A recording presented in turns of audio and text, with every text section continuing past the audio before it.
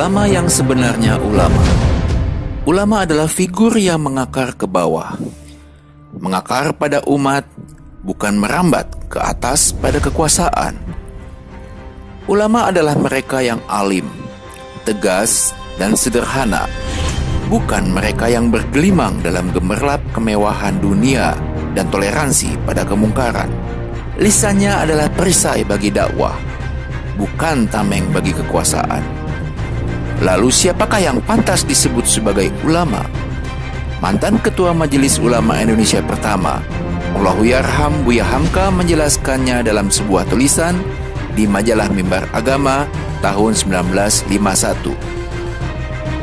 Pemimpin agama, ulama, kiai, labai, ajengan, itulah pewaris daripada nabi-nabi. Nabi yang tidak meninggalkan harta benda, tetapi meninggalkan pengajaran dan tuntunan kepada umat manusia. Ulama adalah pelita di waktu yang sangat gelap. Ulama adalah petunjuk jalan di belukar hidup yang tak tentu arah. Ulama adalah pemberontak kepada kesewenang-wenangan, melawan kezaliman dan aniaya.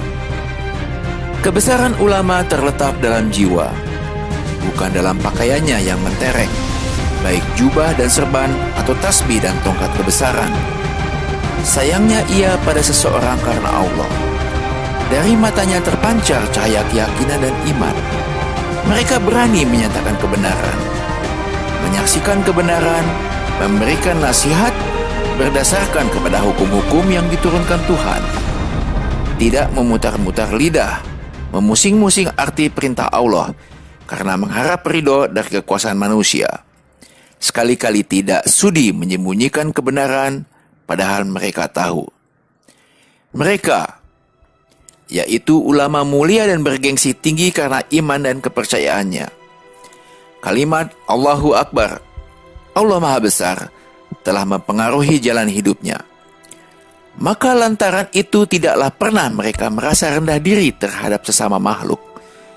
Bagaimanapun besar kekuasaan seseorang manusia dan megahnya, namun bagi ulama sudah ada keputusan yang tetap bahwa kegagahan dan kekuasaan yang tidak terbatas kalau hanya ada pada tangan manusia tidaklah lebih daripada Namrud dan Fir'aun. Mereka kuat karena tidak pernah menengadahkan tangannya kepada sesama makhluk.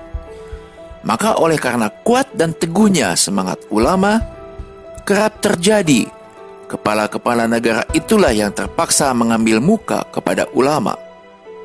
Ulama yang sejati tidaklah terikat oleh kemegahan nafsu dunia yang fana dan maya ini. Apa yang akan menarik mereka pada dunia?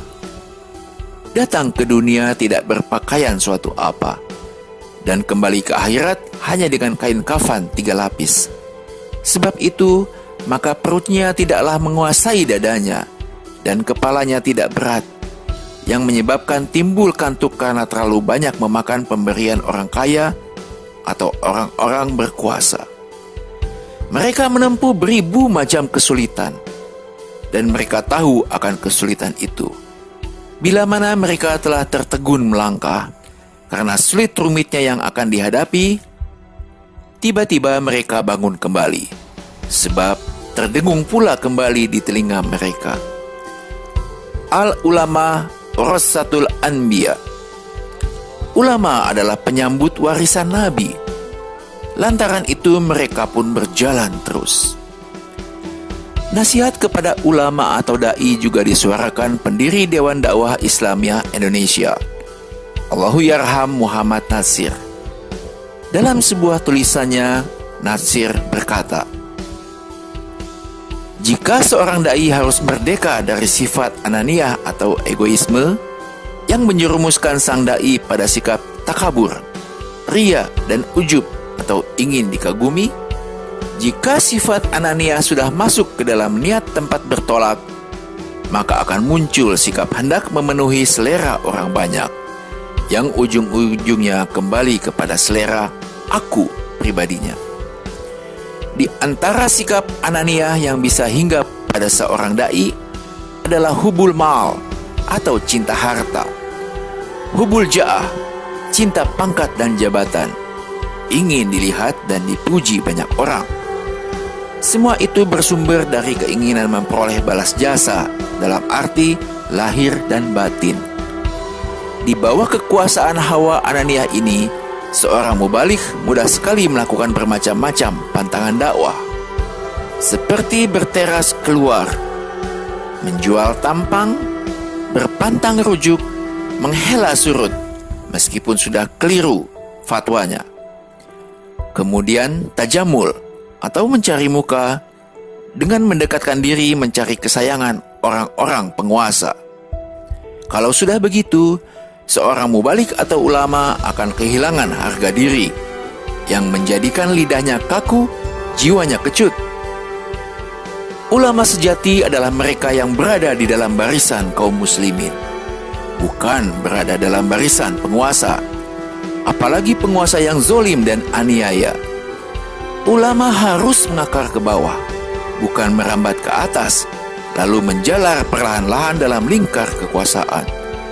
Ulama seperti ini tak lebih dari stempel penguasa, bukan pengontrol kekuasaan.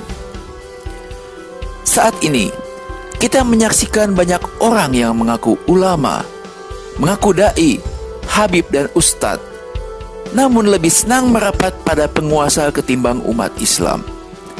Lisannya digunakan sebagai alat kekuasaan, bahkan menjilat dengan terang-terangan. Ketika pemerintah bermaksiat, lidahnya kelu dan kaku, tak mampu menyuarakan kebenaran. Kita butuh figur ulama yang tegas, alim dan sederhana, yang tidak menjadikan penguasa sebagai tempat bersandar, apalagi tempat menggelembungkan pundi-pundi kekayaan. Kita butuh ulama yang berani menyatakan kebenaran di hadapan penguasa, bukan ulama tajamul yang bisanya cuma berbahasa basi dan mencari muka kepada kekuasaan.